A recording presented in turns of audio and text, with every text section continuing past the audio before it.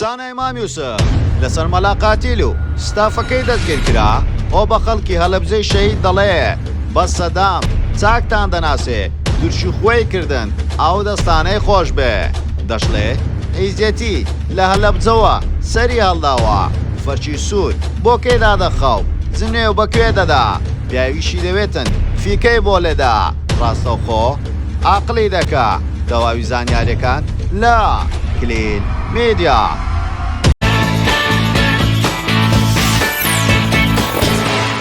سڵاو لە کلیل میدیاوە دووبارە گەڕانەوە لاتان بە بابەتێکی زۆر جیاواز. پێشەوەی سێری ڤیددیۆکەمان بکەیت لایک و کۆمنت و شێرت بین نەچێ وەرەوە سەبسکرایبی کەناڵەکەمان بکە و زان گۆڵەکەشدا بگرە بۆ ئەوی توێ خۆشەویست یەکەمی کەسبی بابەتەکانمان ببینێ وەروە سناپچاتەکەشمان ئاد بکە بە ناوی کلیل میدیا بۆ ئەوی توێ خۆشەویست ئاگاداری کار و چالاکی ڕۆژانەمان بی واروها دەتوانین لە ڕێگای سناپچاتەوەش پەیوەندیمان پێوە بکەیت.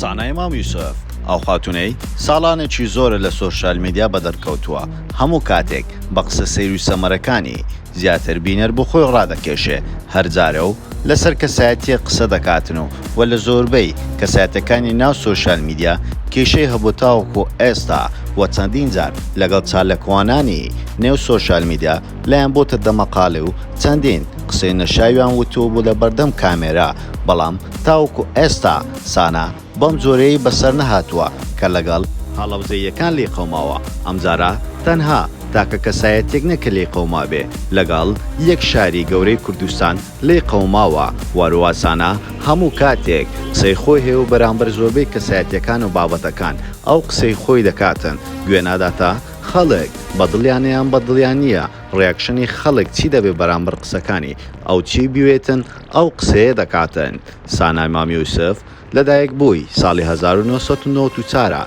لە ئێسادا لە شارە جوانەکەی سلێمانی دەژیتنەوە لە گوندی ئەڵمانی نیشتەجێیە ئەو خاتونەیە دواو بە دوای ئەوەی کە ستافەکەی مەلاقاتیل ڕوو دەکەنە شاری هەڵەبجە و لەو شارەیە هەندێک کەس بە شێوەیەکی زۆر جوان ئەو ستافیان بەخێراتن کرد لە شاری هەڵەبجەوە هەندێکی تریش بە فیکە باز لەوە کرا کە ئوستافیان دەرکردووە بەڵام زۆر ڤیددیۆ هەیە کە ڕێزیان لە ئوستافە گرت بێ و هەندێکی تریشەیە لە پشتەوە قسەی پێ دەڵێن و تەسوێ دەکەن ئەو ستافەیە و دوا بەدوای ئەوەی ئەو شتەیە ڕوویدا لەسەر ئەو ستافەیە سانای مام یوسف وەکو هەموو جارێک هاتە سەرخەت و وەڵامی خەڵکی هەڵەبجەیدایەوە و چەند قسەیەکی بە خەڵکانی ئەو شارە کرد واروها کەسێکیش لە شاری هەڵەبجە ڕاستەوخۆنامە بۆ سانای مام یوسف دەنێرێتن و دەبێتە دەمەقاڵیان دوای ئەو دەمەقاڵیەیە سانە لە سناپچاتەکەی خۆیەوە وەڵامی ئەو کەسە دەداتەوە وە قسەی پێدەڵێتن واروها ئەوە قسەکانی سانای مام یوسفە کە بەو فانەی دەڵێتن یان بەو کەسەیە دەڵێتن کە قسە بەسانە دەڵێتەوە دەڵێ قسە بە خەڵکی شاری هەڵەبجە مەڵێ و وەسانەش ئاوە وەڵامی دەداتەوە. زودزی بەس سەدام چاکێناسن مادام جافی هەڵەبجەیت بەس سەدام چاکێناسی ترشوخی کردنە و دەستەی خۆش بێ حیزەتی لێوە سەری ئەڵڵاکەرە وا دیارە ئەو کەسێک کە نامەی بۆ سانە ناردووە جنێوی پێداوە ئەویش ڕاستەو خۆ جنێوی بەو کەسەداوە بەڵام لە جنێوەکانی وا پیشان دەداتن جوێنی بە تاکە شەخسەکە نەداوە تەنانەت جوێنی بە هەموو خەڵکی شاری هەڵەبجە داوە لە برەوەی قسەکانی کۆیە بە یەک کەس بەکار نایەنێ مەسەلەن بڵێتن تۆ دەڵێ ئێوەش ئەوە زۆر دەگرێتەوە کەواتە هەموو خەڵکی هەڵەبجە بۆیە لەسەر ئەو قسانێکە و کردوێتی بەکۆ ئەو هۆکارەکەی دەستگیرکردنی سانای مام یوسفە ئەوەش بۆ هۆکارێک کە لە ناو سۆشال میدیا دەگدانەوەیەکی زۆر بێتە سەری و ببێتە هۆی دەستگیرکردنی. پۆلیسی پارێزگای هەڵەبجە بە فەرمانی دادوەر لەسەر سکاڵای بەڕێوەبەرایەتی گشتی شەهیدان و ئەنفالکراوانی پارێزگای هەڵەبجە کچە مۆدل سانای مام یوسف لە سلێمانی دەستگیر دەکرێت لە ڕێکەوتی 21 سێی 2022 کە دەکاتە یەکەم ڕۆژی جەژنی کوردی واتە نەورۆز. سەرکەوت ئەحمەد کوتەپێژی پۆلیسی پارێزگای سلێمانی واروەها باز لەوە دەکاتن دوای ئەوەی دادگای هەڵەبجە فەرمانی دەستگیرکردنی بۆ کچە مۆدل سانای مام یوسف دەرکرد ئەمڕۆ مەفرەزەیەکی پۆلیسی هەڵەبجە هاتنە سلێمانی و بە هاوکاری پۆلیسی سلێمانی ئەو کچیان دەستگیر کرد و ڕوانەی هەڵەبجەیان کرد. واروها بە تۆمەتی مادەی 2 خراپ بەکارهێنانی ئامێری پەیوەندیکردن دەستگیر کرا.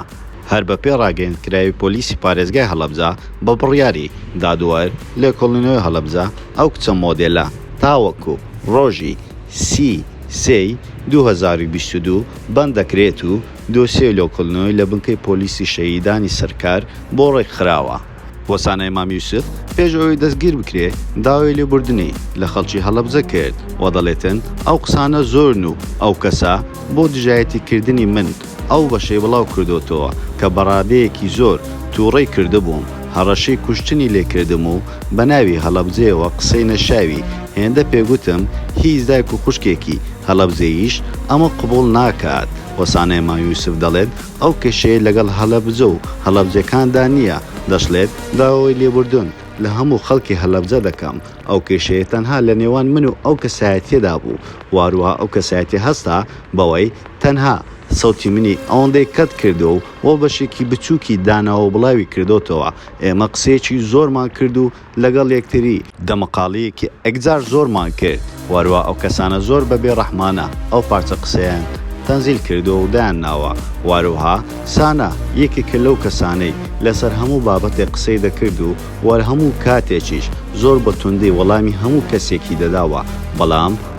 ڕۆژانی خەیاند و ئەو ڕۆکە نەیتوانی لەگەڵ کەسایەتێک بەشەڕ بێ، بەڵکو لەگەڵ یەک شار ئەو شارە گەورە و گرانە لە خۆی حاجز کرد و کارگەیشتە ئەو ڕادەیەی نزیکەی 9 ڕۆژ لە زیندانیەکانی هەڵەبجە دەستگیر بکرێتن و وەرەوەها بە پێی لێکۆڵینەوەکان باسییان لەوە کردووە ئەگەر ئەو کەسایەتیانە لی خۆش نەبن ئەمە بۆ ماوەیەکی باش دەستگیر دەکرێتن، بەڵام ئەگەر وەلەوانەیە ببێتەوە هۆکارێکیش هیچ ئەکاونتێکی لە سۆشیال میدیا نەمێنێتن، ئەگەر بەکاریشی بێنتەوە ناتوانێت ئەوها بە ئازادی لە مۆدووە هەرچیەکی بوێتن قسە بکاتن. وەروات ماوەیەک پێش ئێستاش دەتوانین بڵێن چەند شەوێک پێش ئێستا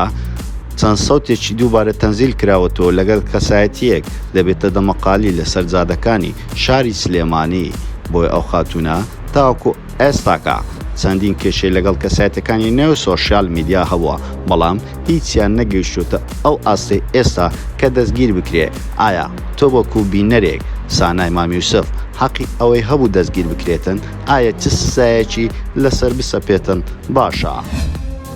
زۆر سپاس بۆ سەرکردنیتەوە ڤیدیۆکەمان و پێتان خۆشە ئەم جارە لەسەر چ کەسایەتێکی تری بە ناوبانگی کوردستان یاخۆ لەسەر چ بابەتێک ڤیدیۆ دروست بکەین بۆمان لە کۆمنت بنووسن، واروها لایک و کۆمنت و شێر بین نەچێ و سەبسکرایبی کەناڵەکەمان بکەن و زانگۆڵەکەشدا بگرن بۆ ئەوەی تۆی خۆشەویست یەکەمی کەسبی بابەتەکانمان ببینی و سناپچاتەکەشمان ئاد بکە بە ناوی کلیل میدیا بۆ ئەوەی توی خۆشەویست ئاگاداری کار و چالاکی ڕۆژانەما بی. وەرەوە دەتوانین لە ڕێگای سناپچاتەوەش پەیوەندیمان پێوە بکەیت، ئێمەش ڕاستەوخۆ وەڵامتان دەدەینەوە هەموو کاتێک باشترینەکان لا